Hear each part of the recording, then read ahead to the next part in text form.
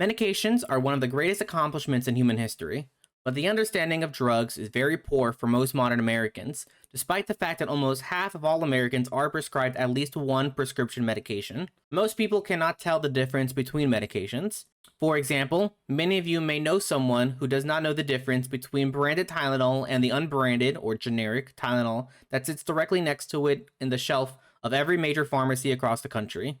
That person may even be yourself. However, this isn't necessarily their fault, or yours. Years of company marketing in every consumer sector has led most of the public to trust in the big branded products and to be wary of any unbranded counterparts, even though by and large they are practically the same. So with that in mind, it begs the question, is there a difference between brand and generic medications? To people who are well versed in pharmacology, the answer is obvious, there is none. Generic medications are the same medications as their branded counterparts in terms of active ingredients, except they are created by generic manufacturers at a cheaper price since they do not have to spend the money on advertising them. Alright, that's it. Video's over. Some of you might think everyone would be aware of such a fact, but in actuality, people often struggle to differentiate between identical products. Soft drinks, a staple beverage in most American diets, often come to a head at one major point: Coke versus Pepsi. The Cola Wars started in the late 70s, early 80s as a marketing campaign between PepsiCo and Coca-Cola and their feud over dominance in the soft drink market. The feud continues to simmer to this very day, where the average American would agree that every person would stand on one side of the debate, either Coke or Pepsi. However, a 2013 study showed that most people couldn't even tell the difference between Coke and Pepsi when blindfolded. Branding and public perception are often a key deciding factor in differentiating between similar products. Medications are no exclusion. Each year, the pharmaceutical industry spends approximately $6.5 billion in direct-to-consumer advertising. Pharmaceutical companies market their drugs heavily in traditional TV markets, spending 75% of their yearly marketing on TV ads alone. For companies, creating a drug is no easy feat. It takes around 10 years and $2.6 billion on average for a drug to be created and studied long enough to be put on the market. With the high amount of time and money it takes to formulate their drug, it is no surprise they will do anything to keep their golden goose.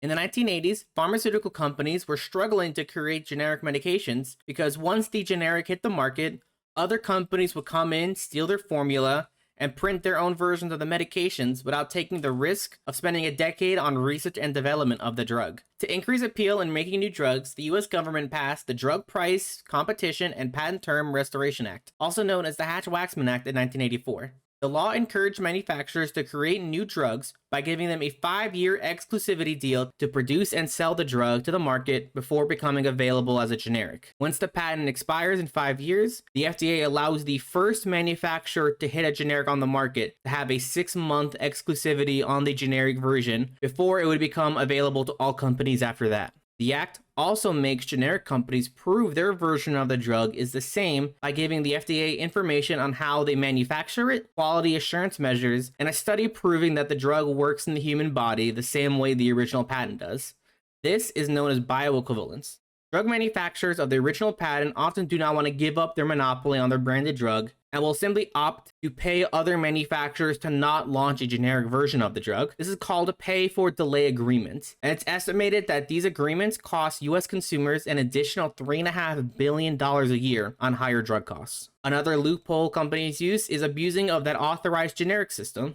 Simply put, the original patent manufacturers will create the generic version of the drug, so once the patent expires after the 5 years, they will immediately release their generic version on the market, allowing them to extend their exclusivity for an extra 6 months.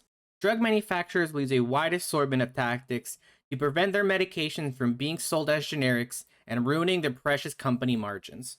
It is no surprise that companies will only advertise their brand drugs on TV as compared to the generics, since their branded products make so much more money for them. According to the FDA, generic medications are on average 80 to 85% cheaper than their branded counterparts. The push of branded medications has created a brand perception around them that brands are good and generics are cheap, bad knockoffs.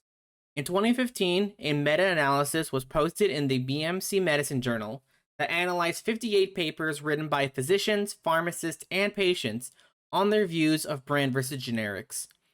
In all three groups, people were skeptical of generic medications, mainly in the patient groups, where they strongly believed that less expensive meant lower quality in their medications. The authors concluded that the key factor in improving confidence in generic products is the provision of information and education, particularly in the areas of equivalency, regulation, and dispelling myths about the generic medicines, such as the belief that they are counterfeits.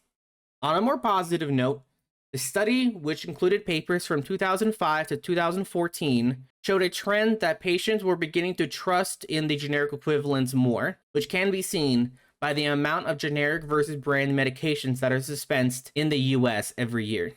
Information on how brand and generic drugs are regulated is widely available online by the FDA, including their site, which has a list of all drugs that are recalled every year, and access to the Orange Book, a database of all drugs in the market with ratings that denote if the medications are equivalent to each other or not.